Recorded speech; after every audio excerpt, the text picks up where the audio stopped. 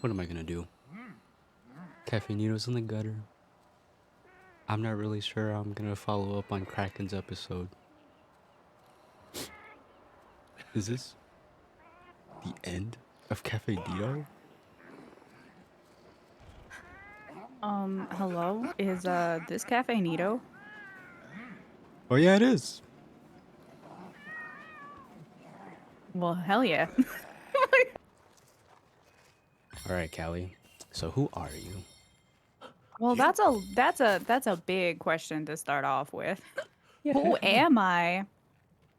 That's like very existential. All right, I don't know who I am. for I'm now, I'm we'll just keep it to Callie. like, yeah, we'll keep it to name. I go by callehluff. Um, I'm like a variety streamer on Twitch. I like cozy indie games mostly, and Monster Hunter for some reason. Yeah, what attracts you to Monster Hunter? Because this is a lot different than, What I normally play? yeah. Um, I think I just wanted a challenge, and then I got hooked. I get that. You like I you like don't, big I don't, boss battles, right? yeah, there's something about like defeating the big bad. And like I've always liked grindy games. So I've always really been into like MMOs, and I think even though the gameplay is very different, it has that same like grindy mindset Monster Hunter does is like an MMO. And I think it kind of like scratches that itch and keeps me away from WoW. You played WoW? Hell yeah, I played WoW. I didn't know that. I thought you just played Final Fantasy 14. No, I played WoW like okay. So this is gonna be cringe. Are you ready for this? Yeah, I got my face ready. Um, so when I was in high school, I played WoW amongst some other stuff, but I dropped out of high school my freshman year. And one of the reasons may have been because of how much WoW had taken over my life. And I didn't drop out in the sense that like I didn't go back to school. I just homeschooled instead. But my video gaming schedule definitely may have had something to do with that. Maybe, possibly, definitely.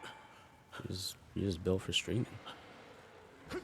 Um, maybe. Like as far as like my schedule goes, I feel like if I had a better, I don't know, like setup almost. Not set up in the sense that like I need a better computer or stuff like that. Like that stuff would be nice. But I mean like as far as like my schedule and like dogs and things like that, it would be helpful because I can sit here and play for 12 hours a day without moving. It doesn't mean that's healthy, but I can do that. All right, let's see. Next question. Your first game. My first game was probably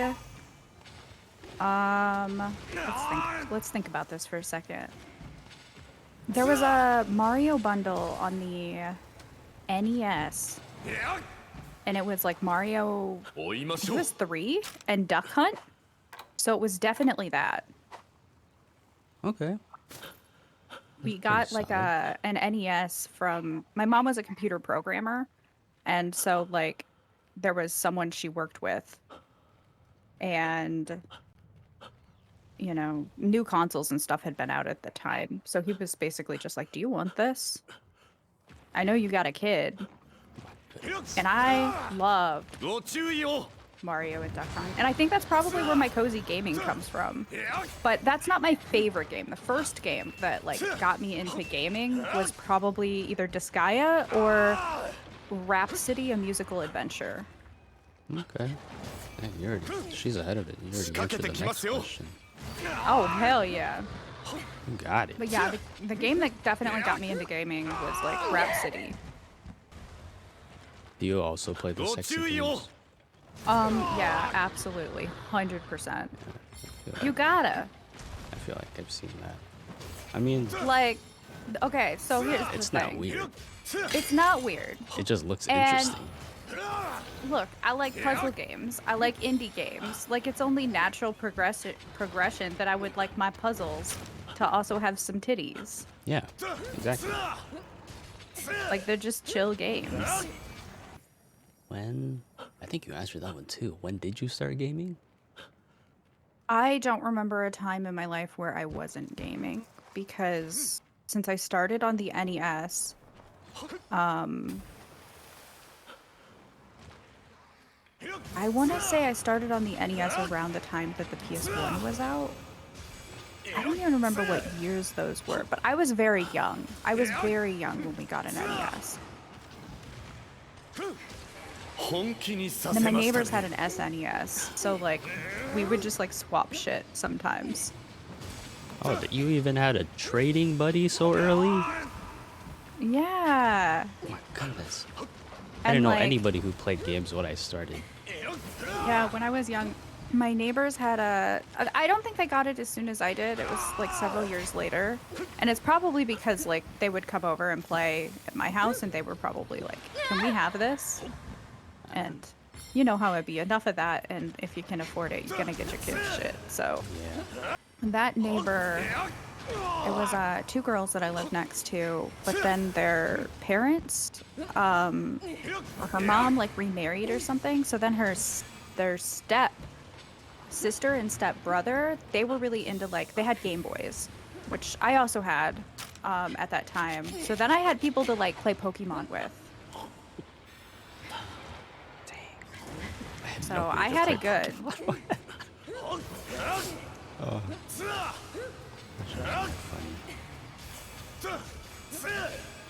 That was basically just me like ripping off people. Oh. Like, hey, can I trade you this for this? Oh my god, you were a hustling gamer too? Oh, it's a hustler. Oh, I he's guess I'm about gonna to. just launch this at the wall because He's pretty close to dying. We're doing you want to capture or you magnificent. want to kill. Doesn't matter to me. You need his It doesn't matter to materials? me either. I don't know what I need anymore. Let's just fucking kill it. I don't even know that I brought a lot of traps, so... And by a lot, I mean any. I'm that gamer who doesn't use items. That's not necessarily a good thing. Nah, I was like that in World. But like now, I at least have like maybe a trap or two. Okay, see, that's bullshit, because when I used to play World with you, you always had bombs and shit on you. I never carry bombs. Oh yeah, I I have never the. carry Oh wait, traps. no. Don't get me wrong. I still carry. I'll show you what's up with the bombs later. Just because now it's different. You don't have to plant them anymore. But there's also like ledging is like not so much a thing in Monster Hunter Rise as it was in Monster Hunter World. But you find yourself a nice ledge, like a good double the height of the monster. I'll show you what's up. I'll show you Yeah, what's up. show me. Teach me the ways. Are you looking forward to any games coming out? You know, I don't know that I am, if I'm being completely honest. Like, I have games definitely on my, like, wish list, that aren't out yet, but they're, like, small indie games, kind of things you're gonna play in, like, one sitting. And I don't have anything that I'm, like, super, super excited for. Like, especially when it comes to AAA games, I feel like, not that the games are bad, just, like, they're not hitting that level of excitement that they used to for like launches. Now, I still love games just as much as I did before, but I don't get hyped for launches anymore. I think I've been disappointed too many times. You know, same. It's been a really long time since I've been excited for something to come out. Yeah, the one game that I'm hoping comes out, and this is like the game is already out. I've been really excited for Ooblets for a really long time, but it still doesn't have a Steam release. And at this point, I don't know that it's going to, but that's really the only thing that I'm like, yeah, I want that.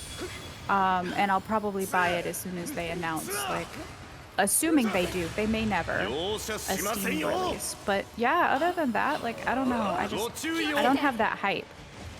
I think, I've had a lot of games where I've just had either technical problems, like Red Dead 2's PC release was really bad for me. Or when I've ordered things physical, they haven't come on release day like I expected. And just a lot of stuff like that. And then of course, like I've bought games, you know, I worked at GameStop for like 10 years. I've bought and seen so many releases of games be like, this is what we thought it was, and it's not anything like it was, that I just don't have faith until I can see something real about a game.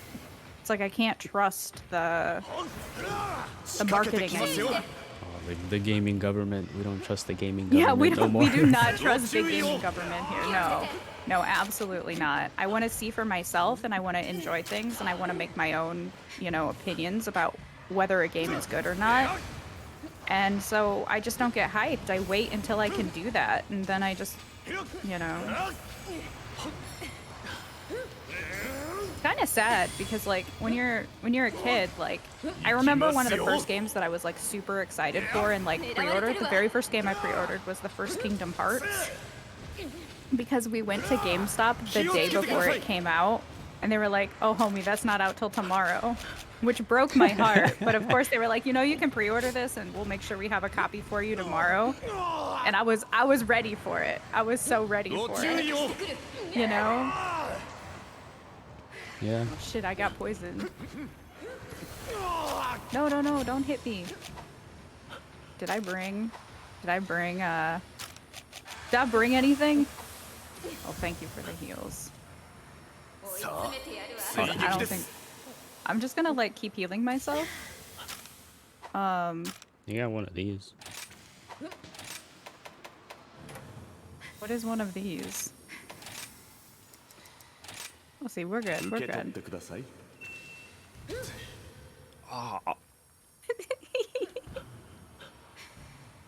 We'll just try to... I have Oh, you were trying to these. give me medicine. Yeah. I wasn't paying attention. I'm so good at this game. So, I've learned that you do not trust the gaming government. I do not trust the gaming government, no. What do you think the gaming industry is missing to like bring back that spark? I don't know, because I'm not sure that it's actually missing something, or that it's just how...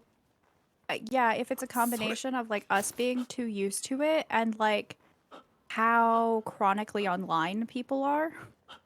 Because like before, you know, like when I was a kid, if I wanted to hear about a game or like an experience, I had to wait for like Game Informer, you know? I had to like specifically seek out information about that game and maybe read someone's blog or something. I wasn't just like bombarded with information from like Google and, you know, other people's playing. And then you've got Twitch and stuff now, which I think it's a little easier to form your own opinion if you're watching Twitch, because even if someone is saying this game is ass or like I don't like this game, you can look at a game and say like, okay, well, you don't like that, but I know that I'm gonna like that. Some people don't do that though. They sort of just spew out what they hear.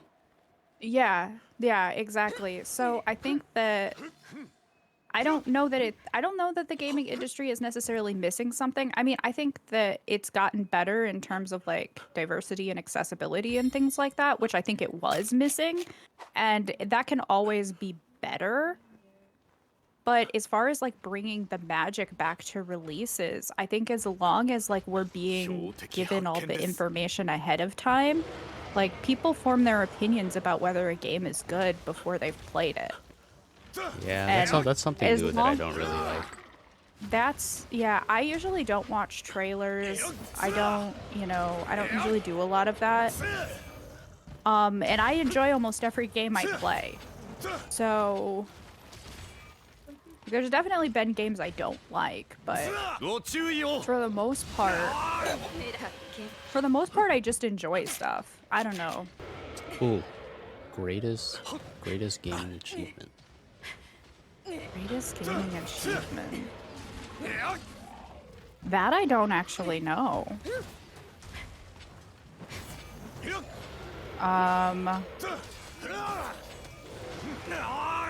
Hmm.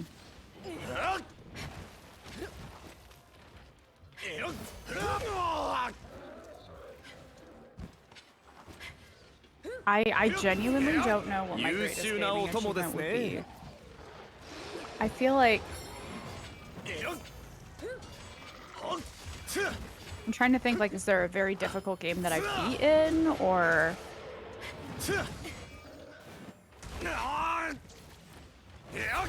I don't know. I don't think I have one.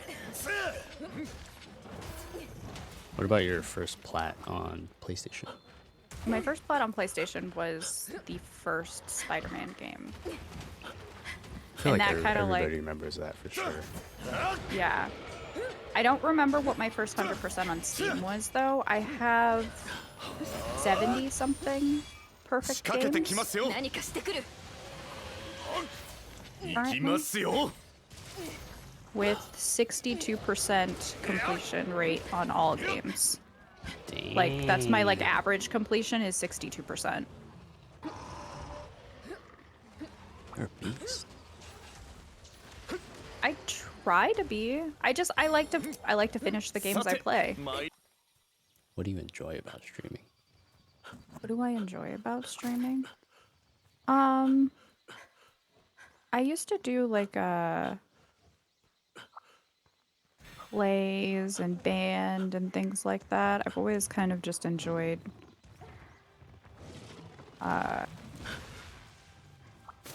being entertaining, and I feel like it kind of gives me my own space to do that.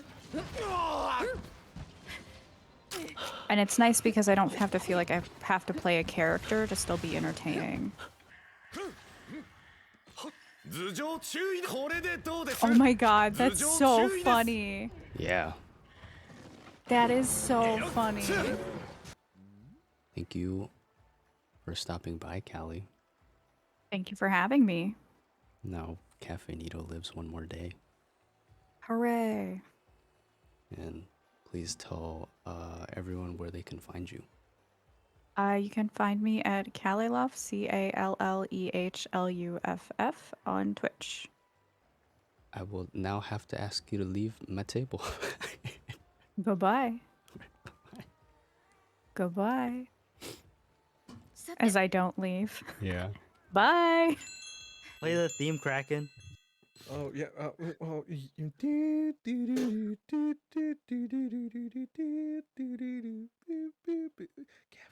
Cafe Neato.